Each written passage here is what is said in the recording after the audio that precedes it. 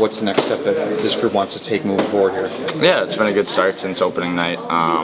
I thought we bounced back well these last 3 games, and we've been kind of taking it day by day, and not riding the highs too high. So we're just looking forward to tomorrow. How important is that balance? Obviously, there's a lot of peaks and valleys throughout the season. Is there a way to best encapsulate that?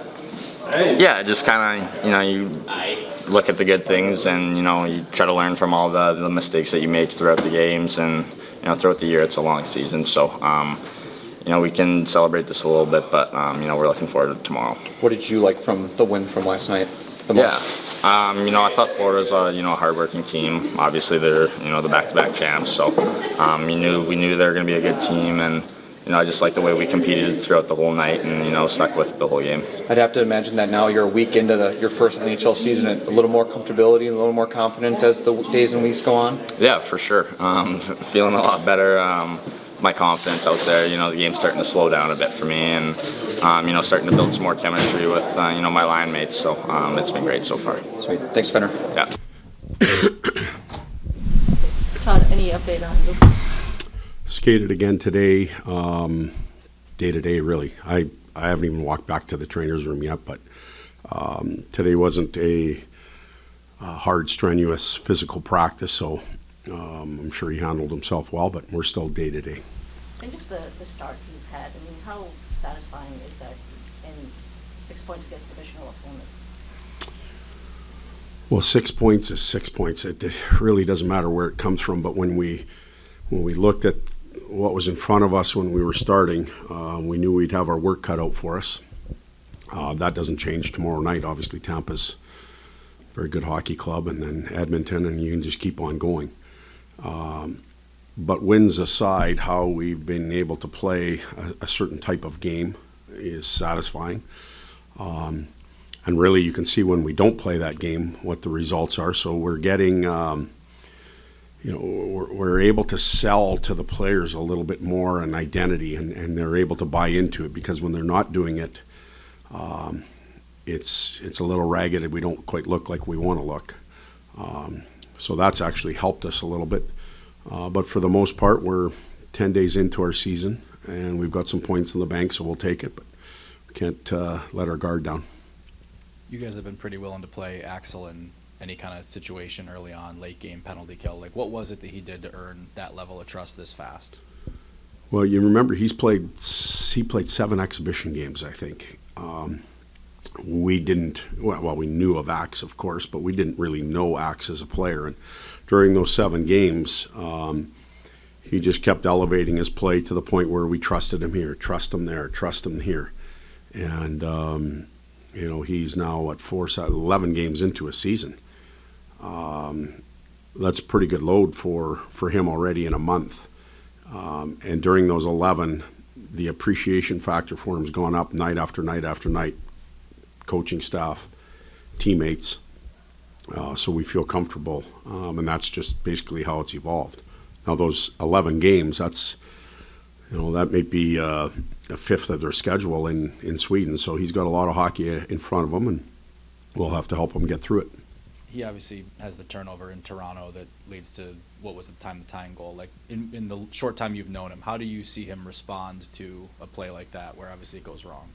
As expected. He's a young player that, didn't go well. He knew that he was involved in that scoring chance against, and he's hard on himself. I wouldn't expect it any other way. He wants to compete and he wants to do well.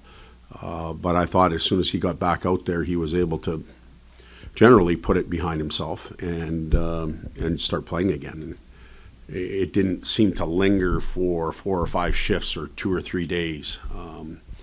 He moved on from it, and part of that is the group helping him. We'll bail you out right now. You keep working at your game, we'll bail you out. Dad, do you like what you've seen of the physicality? A team like last night, Florida, their physical team. You guys never backed down. You were right there with them in that respect. Well, yeah, it depends how you define physicality. Immediately somebody just thinks about running somebody through the boards and there's pieces of human remains everywhere. Well, that is physicality, but there's a lot of other areas that an individual can be physical. Patrick Kane's physicality is different than Branson Nygaard's. It just is. But everybody brings a certain type of physicality, and if we're all playing towards our strengths in that area, we should be a hard team to play against. I thought we were competitive in that area last night, and we have been for the first 4 games. In terms of the 5-on-5 defense, how have you assessed, I know small sample size, but the group's play thus far? Again, it's hard to define that because are you talking just in our zone? In our zone, we haven't been, we've been hemmed in a few times, but our goaltenders bailed us out, especially in Toronto. But defense is rink long, if you will, and rink wide. Day one, what were we, 1 out of 10, if that, with some of our reads and our defensive responsibilities, and it's got better since then. But a work in progress.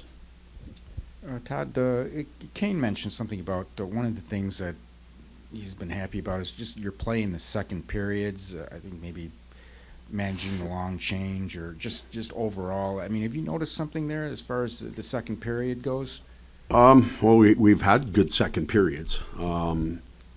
We've been able to establish a bit of an offensive zone game and then get ahead of the other team as far as changes.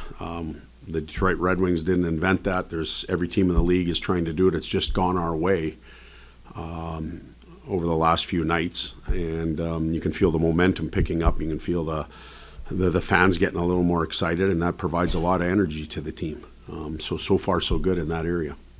And are you going to go back to Gibson tomorrow? Gibby's going to play tomorrow. With a guy that has a proven long track record like him, and it makes it less troublesome when he has one bad outing or a couple bad outings. Yeah, and he didn't have a bad outing. We had a bad outing. He just happens to wear different equipment than everybody else. We were all part of it. The coaching staff was part of it. So we had a bad outing. And he has a real good track record. We're confident in him. He's going to go back in and play tomorrow night. And as I said yesterday or the day before, we expect him to play a lot for us. Going back to Axe and the conversation we were just having about the play in Toronto, how he lets it go, and I might be kind of using him as an example for all of the young players, but how do you pick and choose your coaching moments, or how much do you want to dwell on that with him to have him learn from that specific play? And that could be said for all of the young talent on the team. That's a real good question. You have to know your audience. There's individuals that water off their back. I think I've used this example with my 2 boys, like the older one and the younger one, and they're just treated differently. The exact same accomplishment or failure or whatever it might be, they handle it different.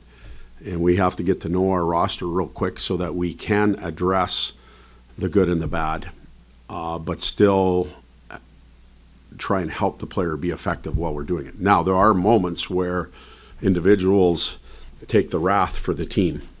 I was talking to Mo Sider about this. When you're wearing a C or an A, sometimes you just take it, and it's not necessarily your problem, but it is. And the rest of the team hears it. Kaner allows me to be real direct with him, and to the point. And when I believe we are, if it's in a negative situation, there's a lot of guys that perk up quickly, and those can be valuable moments too. So it varies all over the map. The penalty kill has been a strength over the course of this stretch. What has been the difference with just this year, and what was a struggle in that last year?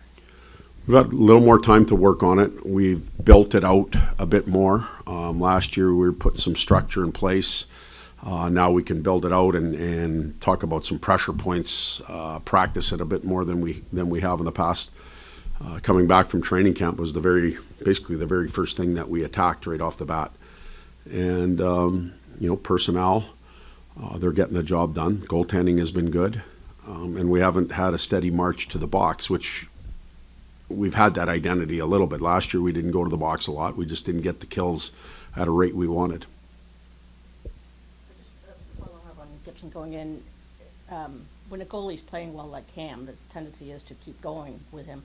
But is that partly age, partly, John had to get back in at some point? Yeah, You know, back in the day, Talbs in Edmonton played 72 games, I think. I think that was the exact number, or somewhere in that range. The crazy coach thought they could just play him every night. Well, eventually, you know, they break down. It doesn't matter how old you are. And everybody has to be important on the team. So Talbs, in my opinion, deserved that opportunity to play the other night against Florida after his performance in Toronto. And now Gibby hasn't given the net up. He hasn't relinquished anything he has earned, and deserves the opportunity to play tomorrow. All good?